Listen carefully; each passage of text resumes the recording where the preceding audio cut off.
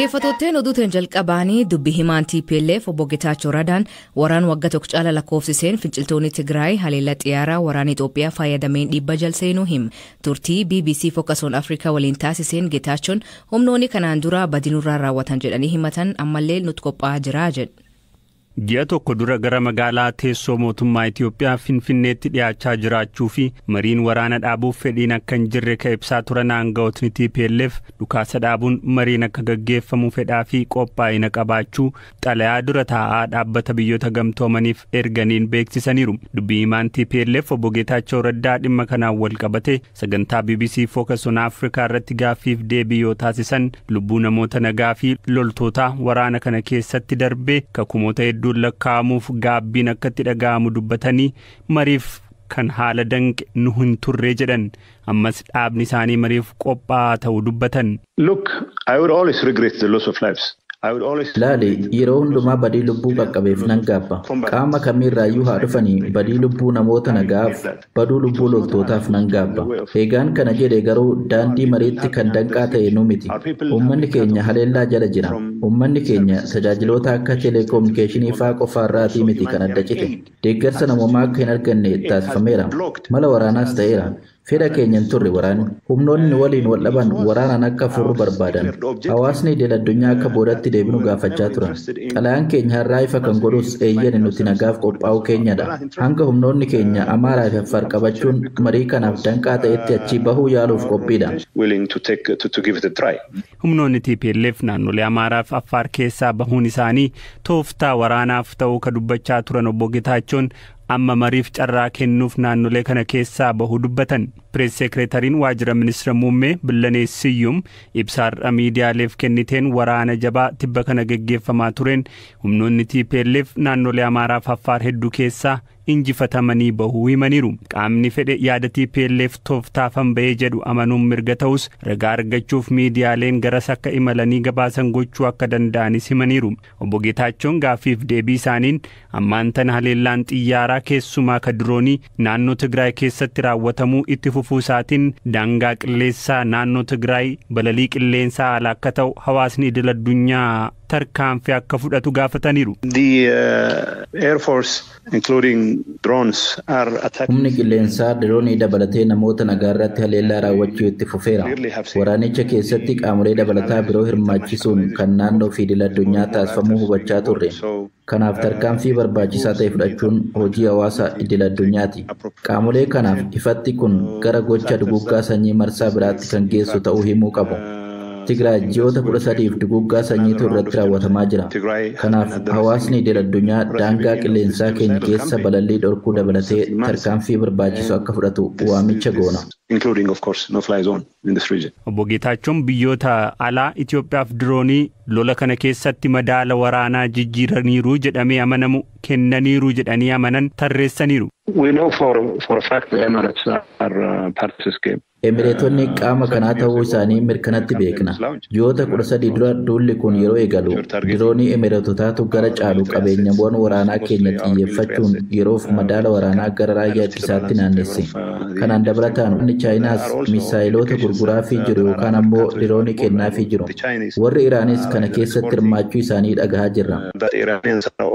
TPLF marii akka barbaadu beeksisuusaa hordofe haga ammaatti gama mootummaa Itoophiyaan ifatti deebiin kenna hinjiru jedhu obbo Getaachoon. We haven't.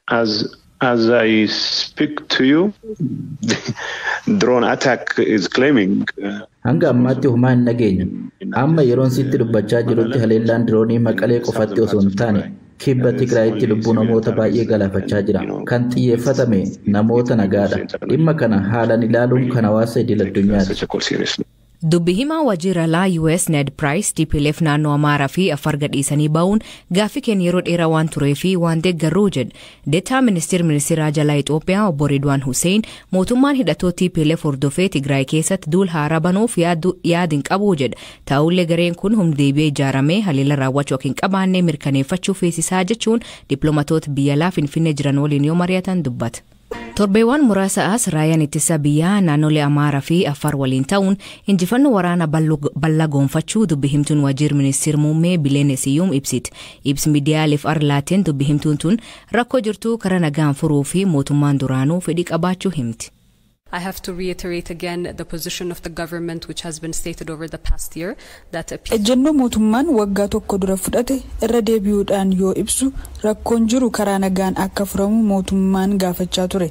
Erga waraanni eegalees akkasuma furmaanni karaa nagaan akka argamu fedhii dhiyeessee ture.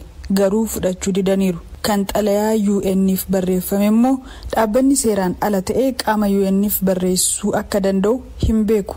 Garuu mootummaan Itoophiyaa akkuma duraa furmaanni karaa nagaa fi siyaasaan akka argamu fedha. Haa ta'u malee furmaanni siyaasaa kamuu haqa itti gaafatamummaa fi marii irratti kan xiyyeeffate ta'uu qaba. Be centered on justice, will be centered on accountability and also in dialogue. Dubbi himaan TPLF obbo Getaachoo Radaan turtii BBC Focus on Africa waliin taasiseen waraana Itoophiyaa fi Eertiraa daangaa naannoo Tigraayirratti walitti qabamaa jira jechuun haleellaan banamuu mal jedhee yaaddoo akka qaban ibsi. Dabalataan humni qilleensaa fi diroonii dabalatee lammiilee nagaa irratti boqonna malee haleellaan raawwatamaa jiraachuu ibsi. Bileen gambisiitiin oduuntuun dhugaa irra ka fagaatee jetti.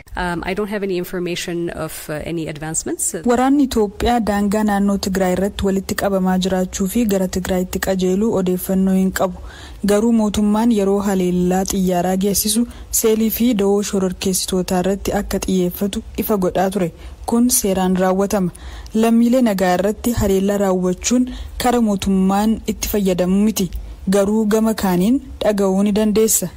Although you would hear it from the other end. Mootummaan Itoophiyaa marii biyyoolessaa hundumatti geggeessuuf Komishinii hojii kan olaantummaan hojjetu hundeessuuf murtee paarlamaa eegachaa jira. Komishinii kan hundeessuun kutannoo mootummaan duraan kaa'ee murteessuu jetti. So following the outcome of the 6 national elections and the formation of a new government, one of the filannoo marsaa ja'affaa fi hundeeffamuu mootummaa haaraa hordofee murannoon darbe tokko wal dhibdee biyya keessa jiru furuuf mariin biyyaalessaa hunda hammatu akka raawwatamudha. Kanaafuu manni maree ministeerotaa wixinee labsii komishinii marii biyyaalessaa hundeessuun murtoo darbe kana mirkaneesseera. Komishiniin marii biyyaalessaa kun dhaabbata dimokiraatawaa kan dhiibbaa siyaasaarraa bilisa ta'e akka ta'u nan amana. Komishinichi mana maree bakka bu'oota uummataatti itti gaafatamummaa qaba. Ammoo hunda hammachuun bilisaan hojjetee wal dhibdeewwan jiru furuuf karaawwan itti fayyadaman ni mijeessa. Hojiiwwan ijoo qaama kanaa kan wixinee keessatti ibsame yaadawwan namoonni hunda irratti walii galan ibsuu, qaamolee marii kanarratti akka hirmaatan barbaachisan qindeessuu, waltajjii marii kanaa hundeessuu, adeemsa yaada marii kana keessatti kenname hojiirra oolchuu qopheessuu fi karoora hojiirra oolchuu hordofuudha. Wixineen dhiyaate kun torbanoota dhufu keessatti akka darbu eegama. Kun demokraasii Itoophiyaa irratti karaa haaraa kan banuu fi sadarkaa guddinaa barbaachisaa ta'edha. Inevitably open up another phase in Ethiopia's democratization process anchored in inclusivity. Dhaabbileen siyaasaa gugurdoon Oromiyaa keessa jiran marii biyyaalessaa hundirmaachisee fi hamaata ta'an geggeeffamuun yaaddoo yeroo dheeraaf dhiyeessaa turaniif ta'uu fi akka eegamuutti geggeeffamnaan egeree Itoophiyaa fi bu'aa guddaa akka buusu himan. Qondaloonni adbilisummaa Oromoo fi Koongireesii Federaalawaa Oromoo yaada BBC'f kennaniini abdii fi yaaddoo marii kanirra qaban himan. Hoogganaan sabquunnamtii Abaa'oo obbo Lammii Gammachuu waa'ee yaada marii biyyaalessaa miidiyaan dhaga'u malee karaa dhaabaan quba hin qabnu jedha. Qondalii dhaabbatichaa kaabinee haaraa dhaabii bulchuun filatamanii ministeera ispoortii fi aadaa ta'an obbo Qajeela Mardaasaa ammoo mariin kun reefuu qophiirra jira jechuun abdiirra qaban himan. Hoogganaan wajjir dhaab kafaa obbo Xuruuna Gamtaa ammoo affeerran isaan ga'uu dubbatan. Yaadi isaanii wal dura duuban dhiyaata. Nuti ammayyuu qophiidha. Maree siyaasaa biyya kanaa keessatti kamiiniyyuu dursee malee booda miti. Dhaabni keenya yeroo hundumaa rakkoo biyya kanaaf furmaata kan lafa kaa'u. Garuu qaamni kun walaban inni jedhu dhaabbilee barbaachise hirmaachisee warra kaan warra hin barbaanne irraa walaba ta'uusaaf abdii maaliidha qabna. Kanaafuu nun miidiyaa irraa waan dhaga'amaa jiruun addatti waan dhageenye hin qabnu, waan argine hin qabnu akka seeraa sinirmaachisa jedhamee waan qoodarraa fudhanne hammatti hin qabnu. Garuu akka qoodarraa fudhannuuf immoo nuti yeroo adda addaatti himaa turre inni biraa immoo walaba isa jedhuu fi haala amma jiru walaba nama hin jechisiisu. Maaliif biyya kana keessatti civic societyota adda addaa jiru, jaarmiyaaleen adda addaa turaniiru. isaan kun kan isaan oofaman eenyuun akka ta'e hunduu waan quba qabu waan hamma hundeeffamu kana mormuu yookaan osoo hin taane inni sun boqonnaa biraadha. Garuu walaba jennee amantaa hirraa hin qabne. Paartiilee tokko tokkoon yookaan dhuunfaadhaan xalayaan marii akkasiitu jira jedhamee ergame hin jiru. Sadarkaa qophii irra jiramudha malee sadarkaa itti waltajjiin qophaa'ee ajendaanis ifa ta'ee namooti itti affeeramaa jiranii miti. Paartiileedhaaf mata mataatti wanti ergame hin jiru nu biras hin geenye. Gaafa yeroon isaa ga'e immoo hin hirmaanna jennee abdanna. Gaaffiin kun bara dheeraarraa jalqabee deemaa ture waan ta'eef fedhii nama hundaa fedhii qaamota baay'ee waan ta'eef ni milkaa'a jennee abdanna. Hirmaannaan isaas ni bal'ata jennee abdanna. Mootummaanis kanarratti koomitmentii murannoo agarsiisee bollilii waan akkasii gadi baasuu isaatti gaariidha jennee fudhanna nuti. Mana maree paartilee siyaasaa Itoophiyaa jedhamu wajjinis mari'atame yaada keenya ibsineerra ammas gara fuulduraatti dhimma kanarratti marii geggeessuudhaaf waamichi nu ga'eera. Kanaaf waamicha sanarratti hirmannee waan jechuun nurra jiru yaada keenya dhiyeeffachuudhaaf qophii goonee namni ramadameera. Kanaaf itti adeemna. Waamichi gama mana maree paartilee siyaasaatiin immoo gama mootummaatiin isiniif taasifame. Waamichi kan nu godhame mana maree paartilee siyaasaa Itoophiyaati. Dheeressuurraa as gabaabsanii biyya keenya keessatti nagaan bu'ee jireenyi namaa akka tasgabbaa'ee iddootti deebi'uu barbaanna nuyi. Garuu amma kan yaaddoo nuyi qabnu gaaffii keenyaan ala baay'ee dheeratee sadarkaa hin barbaachifne akka ga'u kan godhamaa jiru jira. Garuu isa maal goona bira geenye yaada keenya ibsuudha. Yaada keenya fudhachuu baannaan immoo nus kaayyoo hawaasaa qabna, kaayyoo saba keenyaa qabna. Kaayyoo saba keenyaa sana dabarsinee hin kenninu irratti hirmanna moo irratti hin hirmannu isa jedhamu kana gara fuulduraatti waan murtaa'uudha. Koreen irratti taa'ee mari'atee waan murteessu malee ani amma kana ta'a sana ta'a jedheeti waan inni dubbadhu hin qabu. Garuu seerraan godhamee isatti adeemaa jirra.